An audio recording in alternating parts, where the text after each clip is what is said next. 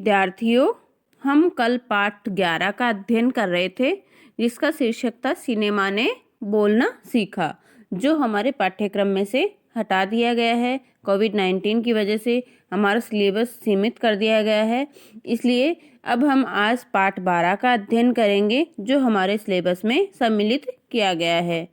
पाठ 12 का शीर्षक है सुदामा चरित। पाठ 12 का शीर्षक क्या है? सुदामा चरित है। इसके कवि हैं नरोत्तम दास जी। ठीक है, नरोत्तम दास जी जो हैं, उनका हिंदी साहित्य में महत्वपूर्ण योगदान है।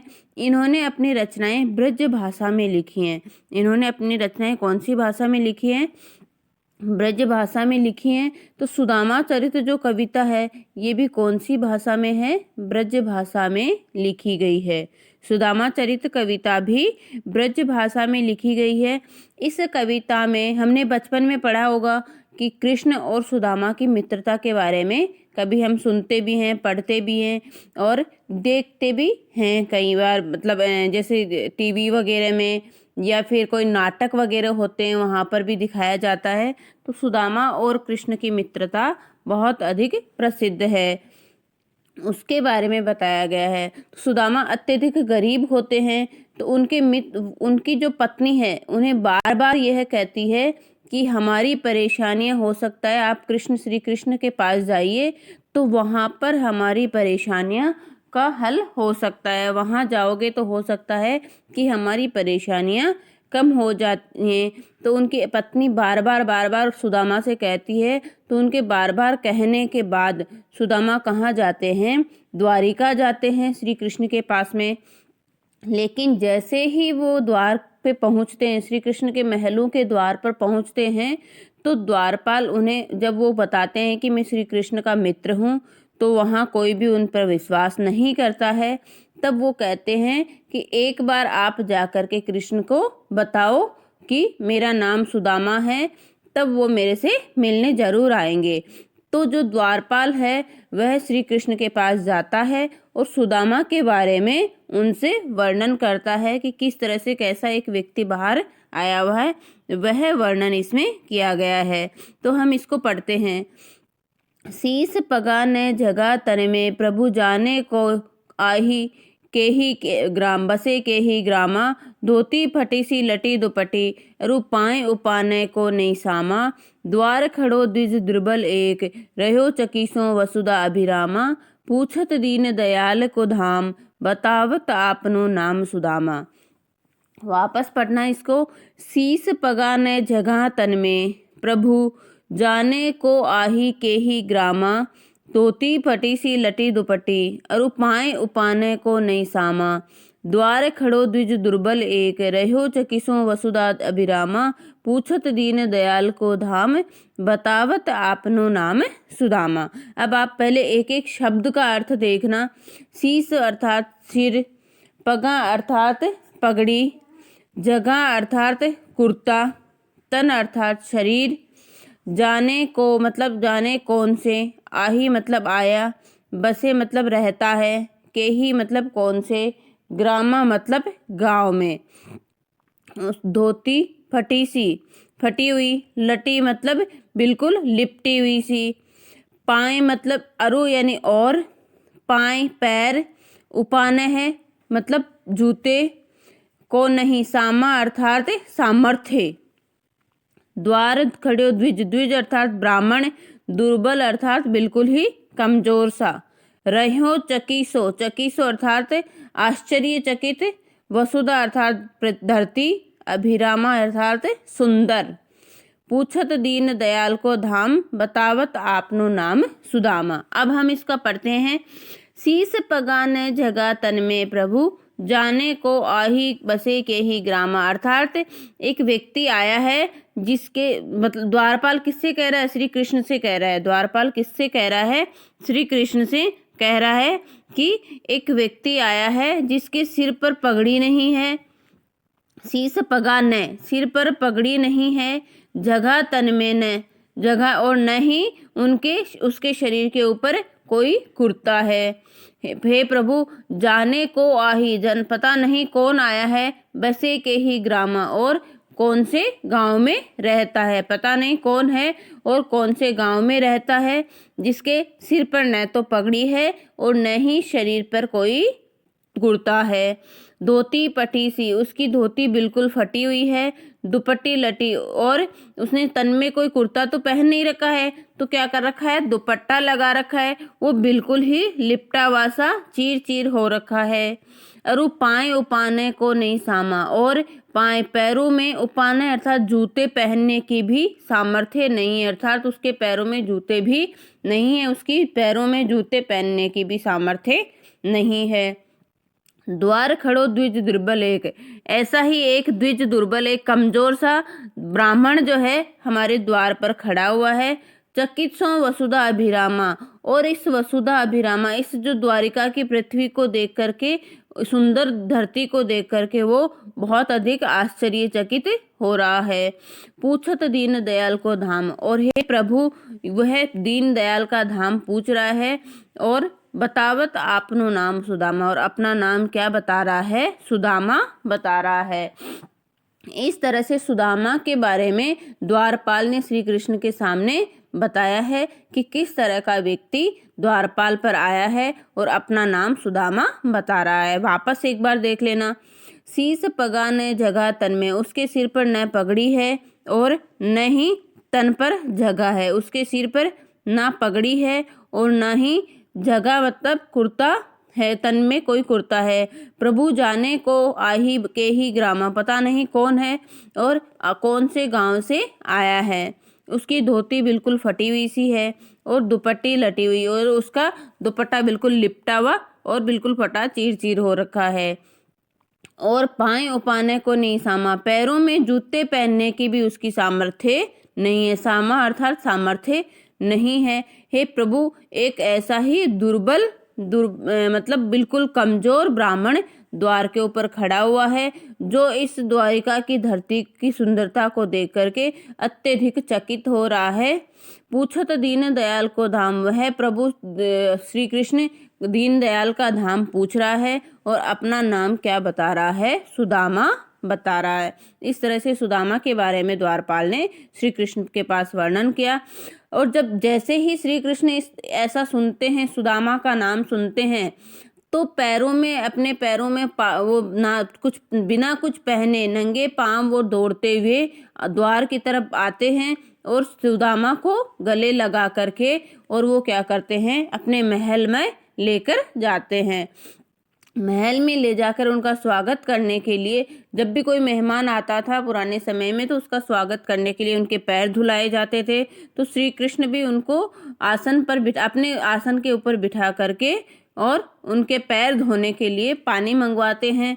तो जैसे ही उनके पैर देखते हैं, तो आगे का जो पद है उसमें उसी का वर्णन किया गया है कि जैसे ही श्री कृष्ण उनके पैर धोने लगते हैं तो उनकी क्या दशा हो जाती है, उसके बारे में वर्णन किया है। ऐसे बेहाल बिवाइन सो पग कंटक जाल लगे पुनि जोय, हाय महादुख पायो सका तुम आए इते न किते दिन खोए, देखी सुदामा की दीन दशा करुणा करके करुणा निधि रोए, पानी परात को हाथ छुयो नहीं नैनन के जल से पग धोए। अब एक बार वापस देखना। ऐसे बेहाल बिवाइन सो पग कंटक जाल लगे पुनि जोए, हाय महादुख पायो सखा तुम आए इत्ते न किते दिन खोए, देखी सुदामा की दीन दशा करुणा करके करुणा निधि रोए, पानी परात को हाथ छुयो नहीं नैनन के जल से पग धोए। ठीक है, तो अब एक बार पहले इनके सारे शब्दों के अर्थ देखना। बेहाल मतलब बिना, बहुत अधिक बेहाल हो जाना, बुरी हालत में होना। बिवाइन मतलब हमारे पैरों के जो एड़ियां हैं वो फट जाते हैं बिल्कुल, तो हम बोलते हैं कि बिवाइयां फट गई हैं, तो उन्हीं को कहा गया है। पग अर्थात पैर, कंटक अर्थात कांटों का जाल, कंटक जाल अर्थात कांटों के जाल लगे हुए हैं। पुनि जो ये अर्थात उनको पुनः निकाल रहे हैं। श्री कृष्ण क्या करें, कांटों को निकाल रहे थे। हाय महादुख पायो सका तुम आए इत्ते अर्थात यहाँ पर कितने मतलब कितने दिन खोए, देखी सुदामा की दीन दशा करुणा करके अर्थात बहुत अधिक दुखी होकर के, करुणा निधि किसे कहा गया है, श्री कृष्ण को करुणा के सागर, निधि अर्थात सागर बोला गया है। पानी परात को हाथ छुयो नहीं, नैनन अर्थात आंखें के जल से पग अर्थात पैर। अब इसका अर्थ समझते हैं हम। ऐसे बेहाल बिवाइन सो पग कंटक जाल लगे पुनि जोए, कि श्री सुदामा जैसे ही श्री कृष्ण सुदामा के पैर धोने लगते हैं तो उनके पैरों की दशा को देख करके वो क्या कहते हैं, ऐसे बेहाल बेवाइन सो, उनके पैरों में इतनी अधिक बेवाइयाँ पटी हुई थी कि उनका बहुत अधिक बुरा हाल हो रखा था। और पग कंटक जाल, पैरों में कांटों के जाल लगा हुआ था जिनको श्री कृष्ण निकाल रहे थे। और क्या कह रहे थे, हाय महादुख पायो, हे सखा, हे मित्र, तुम इतने दुख तुमने झेले हैं, तुम यहाँ क्यों नहीं आए, तुम आए इतने न, तुम यहाँ क्यों नहीं आए, कितने दिन खोए तुमने, इतने दिन यहाँ आने में क्यों लगा दिए, तुमने इतने दिन क्यों खो दिए यहाँ आने में, तुम यहाँ आए क्यों नहीं। देखी सुदामा की दीन दशा करुणा करके करुणा निधि रोए, सुदामा की इस तरह की दीन दशा को देख करके, इतनी बुरी दशा को देख करके श्री कृष्ण जो हैं करुणा करके, अत्यधिक दुखी होकर के, करुणा निधि, करुणा के सागर हैं श्री कृष्ण, सब पर दया करने वाले हैं, दया के सागर हैं, इसलिए उनको यहाँ करुणा निधि कहा गया है। तो करुणा करके करुणा निधि रोए अर्थात अत्यधिक दुखी होकर के श्री कृष्ण जो दया के सागर हैं वो रोने लग जाते हैं। अपने मित्र की इस तरह की दशा को देख करके श्री कृष्ण भगवान रोने लग जाते हैं। पानी परात को हाथ छुयो नहीं, नैनन के जल से पग धोए। और इतने रोते हैं श्री कृष्ण भगवान कि पानी परात का हाथ, उनके दुख को व्यक्त करने के लिए कवि ने ये पंक्तियां लिखी हैं। श्री कृष्ण का दुख को व्यक्त करने के लिए ये पंक्तियां लिखते हैं कि पानी परात को हाथ छुयो नहीं। उन्होंने जो श्री सुदामा के पैर धोने के लिए पानी की परात मंगवाई थी, उस परात को हाथ भी नहीं लगाया, हाथ छुयो नहीं अर्थात हाथ भी नहीं लगाया, छुआ भी नहीं, और अपने आंखों के जल से ही सुदामा के पैरों को धो दिया। इतने अधिक दुखी हो जाते हैं श्री कृष्ण भगवान कि उनके आंखों से इतने आंसू निकलते हैं कि पानी के परात को हाथ भी नहीं लगाया और आंखों के जल से ही उन्होंने क्या किया, उनके पैरों को धो दिया। एक बार वापस देख लेना इसको। ऐसे बेहाल बिवाइन सो पग कंटक जाल लगे पुनि जोए, हाय महादुख पायो सका, तुम आए इते न किते दिन खोए। देखी सुदामा की दीन दशा करुणा करके करुणा निधि रोए, पानी परात को हाथ छुयो नहीं, नैनन के जल से पग धोए। कि इतने अधिक मतलब उनके पैर जो हैं इतने अधिक बुरे हाल में हो गए थे, उसमें बिवाइयाँ फट गई थी और उनके पैरों में कांटों का जाल लगा हुआ था जो श्री कृष्ण भगवान निकाल रहे थे। तब उनको देख करके श्री कृष्ण भगवान क्या कहते हैं कि हे सखा, तुमने इतने अधिक दुखी हुए, तुमने इतने अधिक दुख झेले, तो तुम यहाँ आए क्यों नहीं, तुमने यहाँ आने में इतने दिन क्यों लगा दिए। देखी सुदामा की दीन दशा करुणा करके श्री कृष्ण ने सुदामा की जब इतनी बुरी दशा देखी, इतनी अधिक दयनीय दशा देखी, तो श्री कृष्ण भगवान दुखी होकर के और दया के सागर जो हैं वो रोने लग जाते हैं और इतने अधिक दुखी होते हैं कि पानी की परात को उन्होंने हाथ ही नहीं लगाया। जो सुदामा के पैर धोने के लिए पानी की परात मंगवाई गई थी उसको उन्होंने हाथ ही नहीं लगाया और अपने आँखों के जल से ही उनके पैरों को धो दिया। इस तरह से ये जब सुदामा उनके महलों में आता है तब का यहाँ पर वर्णन किया गया है।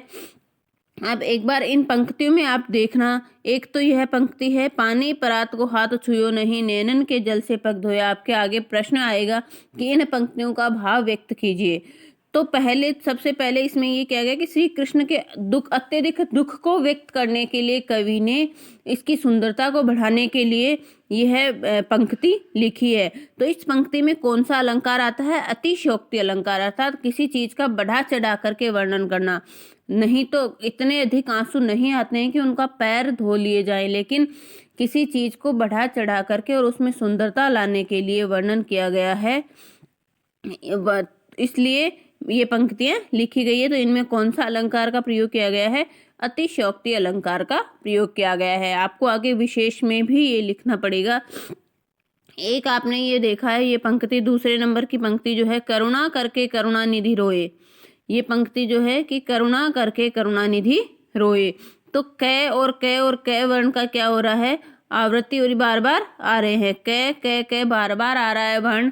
तो यहाँ पर कौन सा अलंकार आता है? अनुप्रास अलंकार आएगा। कौन सा अलंकार आएगा आपका? अनुप्रास अलंकार आएगा। कोई भी वर्ण की जहाँ पर बार बार आवृत्ति होती है वहाँ पर कौन सा अलंकार होता है? अनुप्रास अलंकार। तो यह आपको विशेष लिखने में या आगे की जब आप कक्षाओं में जाओगे तो आपके लिए बहुत अधिक सही लग रहेगा। इस तरह से आगे का पाठ हम कल करेंगे, आगे के पाठ का भावार्थ। तब तक आप इन दोनों का भावार्थ लिखेंगे, प्रसंग लिखेंगे, भावार्थ लिखेंगे और जो मैंने दो बताए हैं अलंकार, अतिशयोक्ति अलंकार और अनुप्रास अलंकार, ये इसके विशेष में भी लिखेंगे। जैसे ऊपर वाले में हमने देखा है कि द्वार खड़ो द्विज दुर्बल, द्वार खड़ो द्विज दुर्बल, तो इसमें कौन सा अलंकार है? अनुप्रास अलंकार है। कौन सा अलंकार है? अनुप्रास अलंकार है। तो यह आपको किस में लिखना है? विशेष में लिखना है। इस तरह से इन दोनों का आपको सप्रसंग भावार्थ करना है। ठीक है, धन्यवाद।